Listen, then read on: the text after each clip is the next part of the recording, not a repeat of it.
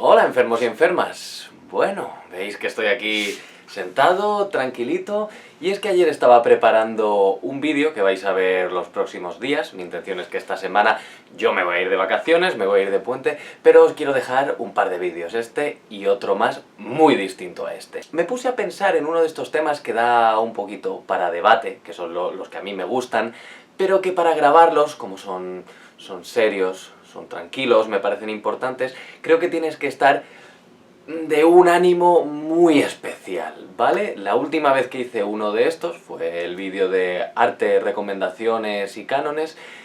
Es, si no mi vídeo favorito del canal, probablemente de mis favoritos. En homenaje a ese día me he vuelto a poner la misma camiseta.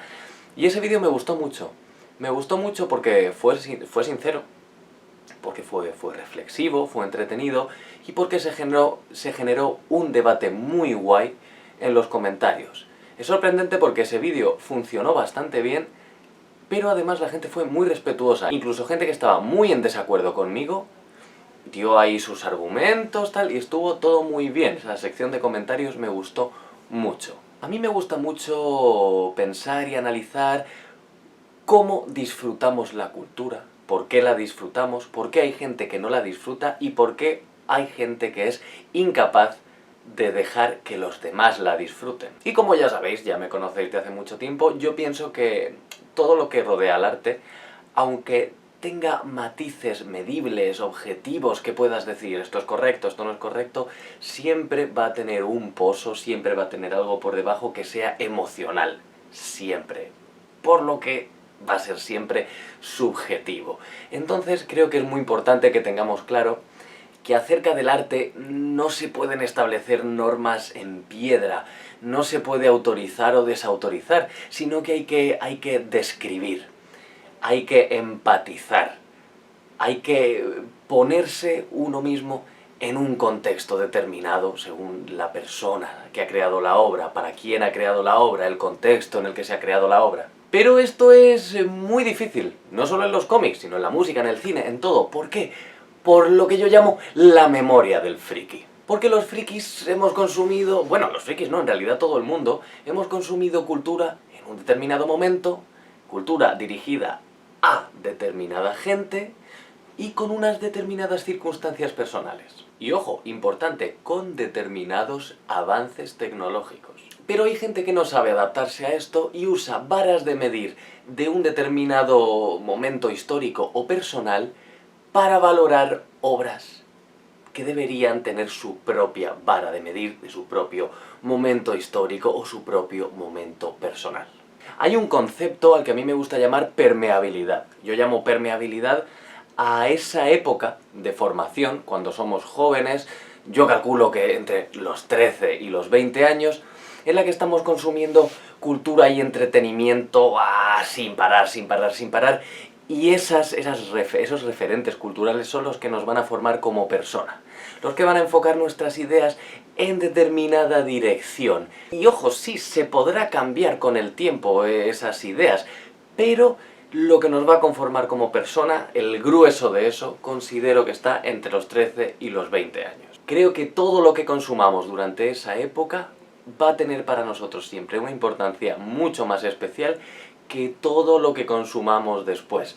Habrá momentos súper importantes, pero de alguna manera en nuestro corazoncito nunca sentiremos exactamente lo mismo por esas cosas que vendrán después. Sin ir más lejos, de esta época yo recuerdo frases, detalles, friqueces muy locas, imágenes muy claras de esa época, de películas, de cómics, de tal. Pero yo ahora mismo no recuerdo apenas nada de cosas que he leído la semana pasada o que vi el mes pasado. Esto sí, es por muchos motivos, pero uno de ellos es que ya no estoy en esa época de permeabilidad, ya la pasé. Ya llené mi cabeza y mi corazón hasta que no daba más de sí, y todo lo demás ya es sacar unas cosas, meter otras, limar asperezas, pero me llené en aquel momento. ¿Y qué pasa con lo de esta época? Que al margen de la calidad objetiva que pueda tener, tendemos a ser muy protectores y protectoras con todo lo que hemos consumido en ese periodo. A veces de forma muy racional, vamos a ser defensores a tope. Os voy a poner un ejemplo. Yo a los 13 años empecé a leer el Spider-Man de Straczynski y Romita. Para mí, ese es el mejor periodo de Spider-Man que hay. ¿Por qué? Porque al margen de que tenga unas cualidades, unas características que yo pueda considerar buenas, me pilló en el momento en el que tenía que pillarme. Y yo tiempo después llegué a los clásicos de Spider-Man. Y yo, por ejemplo, tanto si lo he leído a los 18 como si lo he leído a los 30, los Spider-Manes de, por ejemplo, Roger Stern o Jerry Conway me parecen un tostón. Y a mí me dicen cosas como, no, pero aquí la identidad del duende, el tal y el cual, me parecen un tostón. ¿Son malos? No, pero me parecen un tostón. No estaban hechos para mí, no estaba yo en la época en la que se hicieron, pero sí que había algo hecho para mí, y estuve en la época que se hizo para mí. Y ese es el Spider-Man de Straczynski y Romita. Y tienes que entender eso, tienes que entender que el anterior no era peor, que el mío no es mejor, y sobre todo alguien que tenga más edad que yo tiene que comprender que el suyo no tiene por qué ser necesariamente mejor, ni el mío peor, sino que estábamos en momentos distintos, con producciones artísticas enfocadas a personas distintas. El lenguaje, la forma de expresarse con el cómic era diferente en ambas épocas. Es normal que un lector que estaba en su época permeable cuando aquello se publicó, pues lo vea como yo veo el Spider-Man de Straczynski. Y esto también muy importante, no es lo mismo leer una historia serializada con esos cliffhangers de esa época que leer de repente en 2018 algo escrito para una persona de los años 70, por ejemplo, en un tochal, uno detrás de otro, a granel. Se pierde gran parte de la magia de quien lo recibió directamente. Y eso va a pasar igual con cómics que estamos leyendo ahora mismo en 2018, cuando los lean recopilados lectores y lectoras en 2050. Y ojo, un cómic publicado hace 50 años era algo mucho más especial para un lector de aquella época. ¿Por qué? Porque no había la misma variedad ni acceso a ese entretenimiento que hay ahora. Ese es otro detallito que hace que no podamos sentir igual lo que leemos a diferentes edades. La variedad y el acceso al material. Yo soy muy fan del momento histórico en el que vivimos. Tenemos acceso a todo y para mí el acceso a la cultura es una de las cosas más importantes que hay. Y esto es lo que hace que no podamos comparar con total igualdad una obra de los 50, 60, 70 con una de 2018. En los 60-70 no había esta variedad, no había esta competitividad entre productos. No podías acceder al material igual que ahora, no podías leerte un cómic de otro país así tranquilamente. Y hablo de cómics, pero hablo también de discos, hablo de películas. Ahora hay una variedad y una capacidad de acceder al entretenimiento brutal, sin límites, por supuesto sin igual en ningún otro momento de la historia. Pero eso tiene un puntito negativo, y es que en el aspecto emocional creo que ahora mismo es muy difícil que sintamos de la misma manera, que nos sintamos igual hacia un producto de entretenimiento que se sentía alguien hace 40, 50 años, cuando había menos donde elegir y era más difícil llegar a ellos. Era algo mucho más especial, la lectura de un cómic, la escucha de un vinilo. Eso hace también que haya mucho misticismo, que se idealice mucho todas estas épocas, pero cierto es que es muy diferente cómo nos sentimos hacia ellas. Imaginad un adolescente de los años 70, donde a lo mejor conseguir un cómic era algo más mágico, mucho más mágico que ahora, que leyó en su época de permeabilidad algo que ahora consideramos un clásico. Sinceramente no me extraña que esa persona ponga ese clásico en un pedestal y lo anteponga a todo. Sea incapaz de valorar con objetividad que a lo mejor hay otras cosas actuales que son buenas o que son incluso mejores. Yo entiendo que sea difícil. Y creo que este es claramente uno de los mayores choques generacionales que hay entre frikis.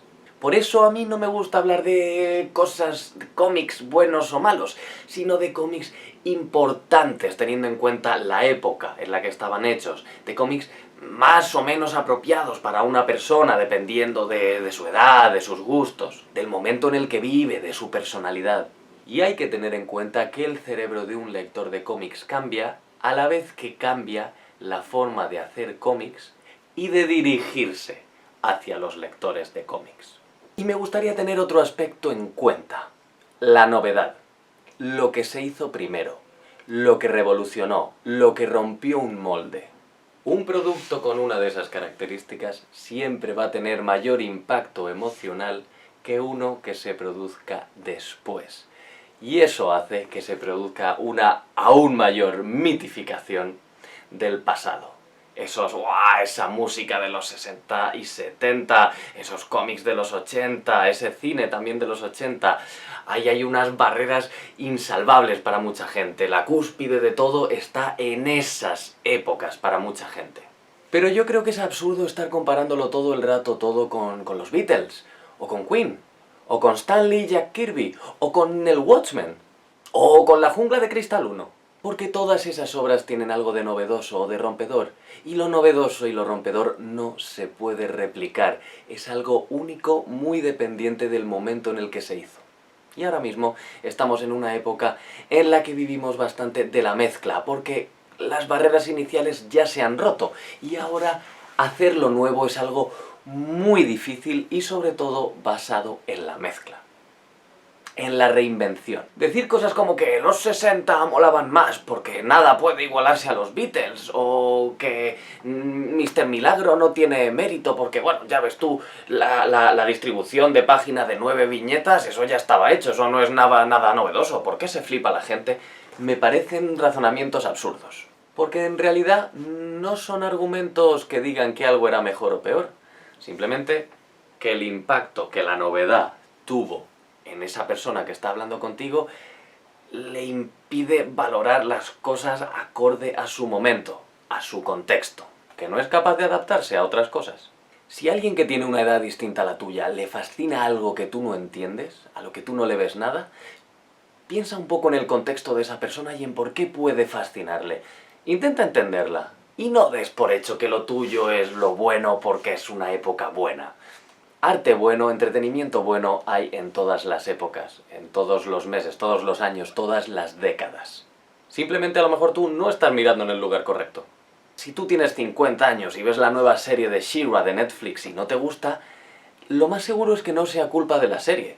Simplemente es que la serie no está hecha para un señor de 50 años. Si lees Los Vengadores de Lee Kirby con 15 años en 2018 y no te gustan, es porque no eres un lector o una lectora de 15 años en los años 60. En 2018, y con la conexión sempiterna a internet que tenemos, los consumidores de entretenimiento, los críticos, queremos que toda película, disco, cómic, serie nos guste a nosotros siempre. Es un acto súper egoísta. Da igual la edad que tengamos. Hay críticos de 20, 30, 40, 50 años criticando el mismo producto de entretenimiento simultáneamente, y todos ellos o ellas quieren que les guste de la misma manera, y eso es imposible. Les estamos exigiendo a los creadores algo muy loco. Queremos productos de entretenimiento perfectos. Y no todo es para todos. No todo es para ti. Respeta que haya cosas para otras personas y no intentes destruirlas, aunque no sean para ti. Y oye, incluso haz el esfuerzo puntualmente de interesarte por esas cosas que no son para ti. A ver cuál es el interés que genera en otras personas. Porque a lo mejor te lleva a sorpresas agradables. Yo me las he llevado a centenares en los últimos años, porque me he obligado a abrirme en muchas cosas. Y bueno, puedo resumir todo esto con una palabra que os he dicho ya más de una vez y más de dos. Empatiza. Y esto era lo único que quería compartir con vosotros y vosotras. Mañana, pasado mañana, tendréis algo más entretenido y más absurdo en el canal, pero simplemente muchas veces tengo la sensación de que cuando estás mucho tiempo en Twitter, hablando de estas ideas, rodeado de gente que más o menos piensa como tú y tal, se dan cosas por hecho, pero a veces creo que está bien decirlas en voz alta. Así que nada, nos vemos aquí mismo, y tanta paz llevéis como descanso dejéis.